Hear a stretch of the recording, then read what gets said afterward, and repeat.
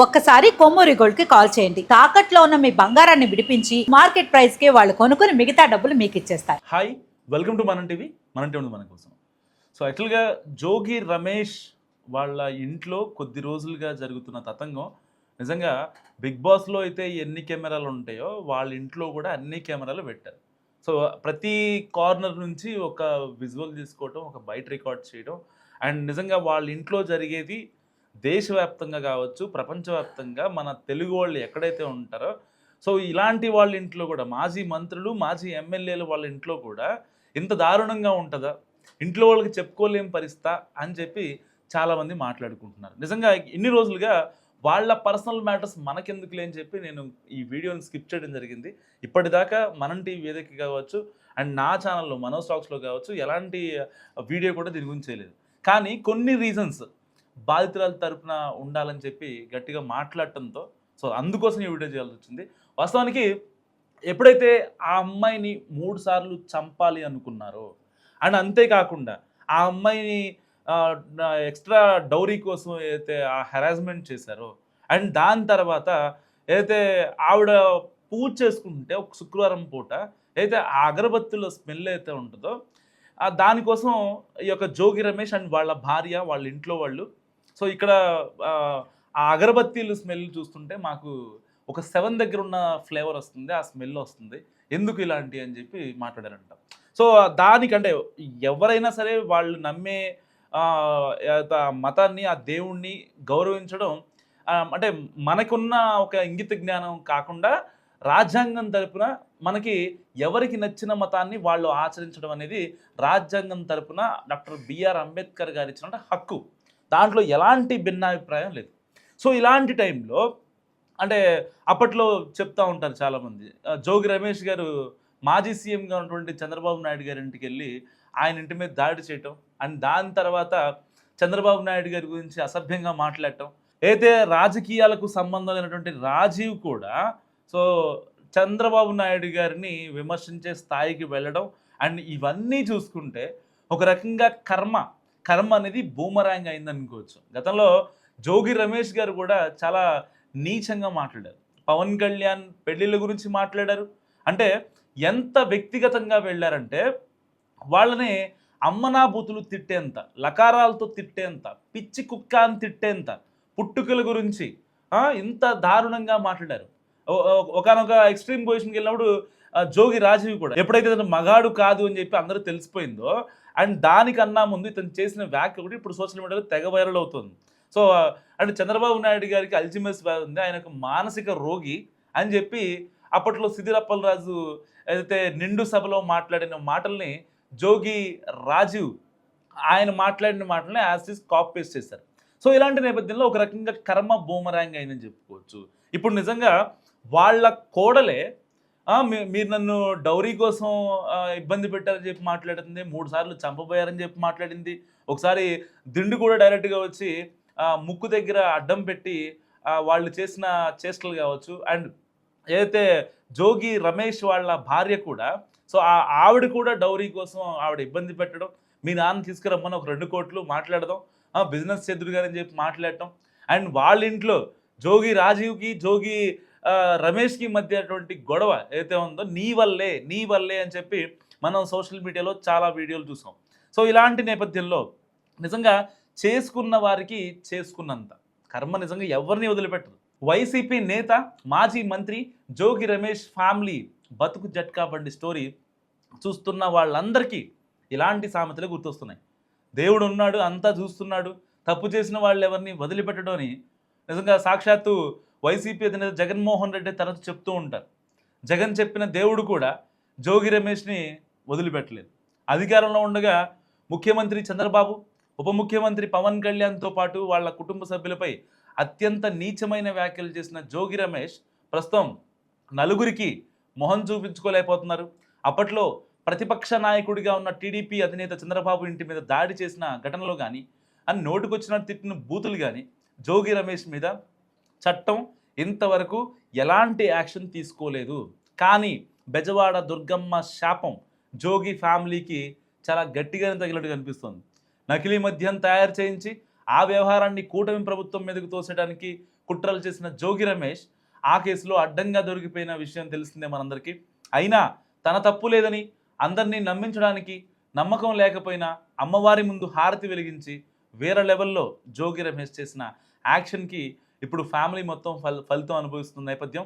And ముఖ్యమంత్రి చంద్రబాబుని రోగి అని కామెంట్ చేసిన జోగి రమేష్ కొడుకు జోగి రాజీవ్కి చెప్పుకోలేని రోగాలు ఉన్నాయని కూడా కట్టుకున్న భార్య దుమ్మెత్తిపోస్తోంది. ఎన్ని పాపాలు చేస్తుంటే ఇలాంటి రోగాలు వస్తాయని పెద్ద కోడలు మేఘన నిలదీస్తుందంటే ఆమెని ఎంతగా హింసించాలో అర్థమవుతుంది. అధికారం ఉందని జగన్ సపోర్ట్ చేస్తున్నాడని ఇష్టం వచ్చినట్లు రెచ్చిపోయిన జోగి అండ్ సన్స్ ఇప్పుడు 2 తెలుగు రాష్ట్రాల్లో ఒక మీన్ కంటెంట్గా మారిపోయారు.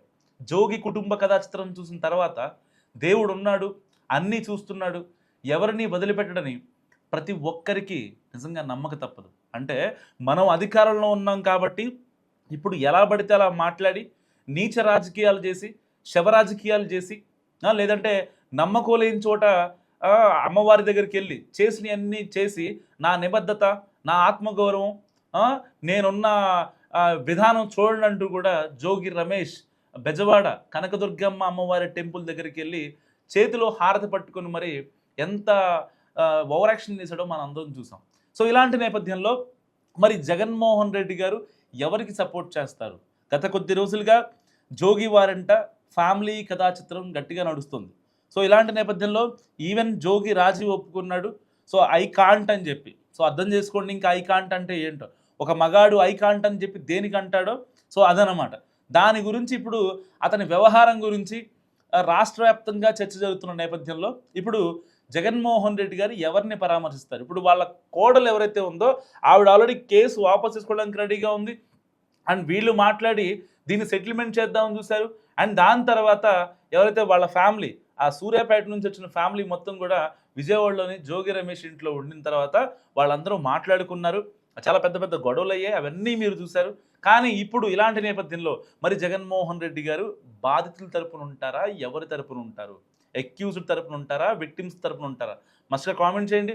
అండ్ వాళ్ళ ఆవిడ ఎవరైతే జోగి రమేష్ కోడలు ఎవరైతే ఉన్నారో రాజీవ్ వాళ్ళ భార్య, ఆవిడ ఒకటే చెప్తున్నారు, నా గొంతు కోసారు కాబట్టి సో అందరి ముందు ఎవరైతే అంగరంగ వైభవంగా మా పెళ్లి చేశారు చాలామందిని పిలిచి, ఈవెన్ జగన్మోహన్ రెడ్డి గారు కూడా వెళ్ళి వాళ్ళని నూతన వధూవరులను అప్పుడు ఆశీర్వదించడం జరిగింది. సో ఇలాంటి నేపథ్యంలో వాళ్ళందరికీ ముందు తప్పు నాది కాదు, తప్పు మా కుర్రోడిదే అని చెప్పి మాట్లాడండి. దాని తర్వాత నేను ఇంక మిమ్మల్ని ఎలాంటి ఇబ్బంది పెట్టను, మీరు చేసిన తప్పు, మీరు నా దగ్గర చాలా విషయాలు దాచారు, అందుకే నేను కేసు పెట్టాను, లేదంటే పెట్టేదాన్ని కాదు, నేను బయటికి రావాల్సిన అవసరం కూడా లేదు అని చెప్పి ఆవిడ కుండ బద్దలు కొట్టినట్టు మాట్లాడిన పరిస్థితి. సో ఈ ఎంటైర్ ఎపిసోడ్లో ఇక్కడ తప్పెవరిది? అతనికి మగతనం లేదని చెప్పి నిందించిన భార్యదా, లేదంటే నేను నిన్ను సుఖపెట్టలేను, నీకు విడాకులు ఇవ్వను పో అని చెప్పిన జోగి రాజీవ్దా, ఒక 4-5 అంకుల్స్ని తీసుకొచ్చి జోగి రాజీవ్ మనసు మార్చి మరి ఈ పెళ్లి చేసినటువంటి జోగి రమేష్దా? సో ఇంత జరుగుతున్నా సరే అదనపు కట్నం కోసం ఆ అమ్మాయిని వేధించి ఇంత దూరం లాక్కొచ్చినటువంటి ఎంటైర్ జోగి ఫ్యామిలీదా? మరి ఈ ఎంటైర్ ఎపిసోడ్లో జగన్మోహన్ రెడ్డి గారు ఎవరికి సపోర్ట్గా ఉంటారు? మస్ట్ కామెంట్ చేయండి. నేను నిజమే చెప్తా, మీరు చేసిన తప్పు, మీరు చేశారు తప్పు, మీరు చేశారు తప్పు అయ్యే చెప్తా. ఆడి బాబుని ఆడ 3 అంకుల్ని పిలిపించి నన్ను కూర్చోబెట్టి నైట్ 3 గంటల వరకు కూర్చోబెట్టి బ్రెయిన్ వాష్ చేసి నాకు ఈమె ఫోటోలు చూపించా, నాకేమనిపించలేదు. అయినా సరే నేను నిజమే చెప్తా, మీరు చేసిన తప్పు, మీరు చేశారు తప్పు, మీరు చేశారు తప్పు అయ్యే చెప్తా. తీసుకొచ్చాను నేను అయిష్టంగానే వచ్చాను. నీది ఎట్లా మాట్లాడు ఫస్ట్? నువ్వు చెప్పమ్మా. ఫస్ట్ రోజు ఎట్లా మాట్లాడినా అది తెలియగా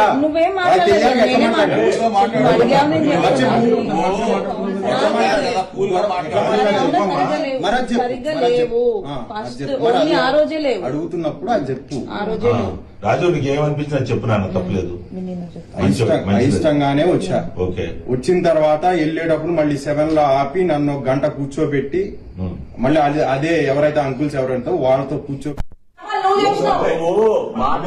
అమ్మా నాన్న మా కుటుంబం కోసం చేసుకున్నా, నీకోసం కాదు. ఏంటది